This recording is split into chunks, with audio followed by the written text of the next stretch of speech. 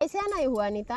अरे जानते हैं, जिससे आपको झगड़ा हुआ ना, तो हम घरे मुर्गा बनाए हैं, समझ गए आप। हाँ। आप कर लिए ना, हाँ। तो बहुत अच्छा किए, नहीं तो हमारा मुर्गे सारा खत्म हो जाता जी।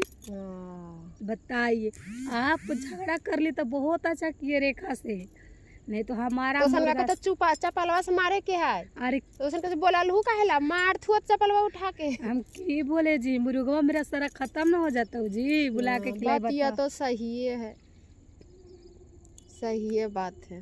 क्या बताए गुड़िया। अरे नतिया तू कल वीडियो बनी ले हरे बंद कर साले, बात वो तो लीक कर देगा का रे।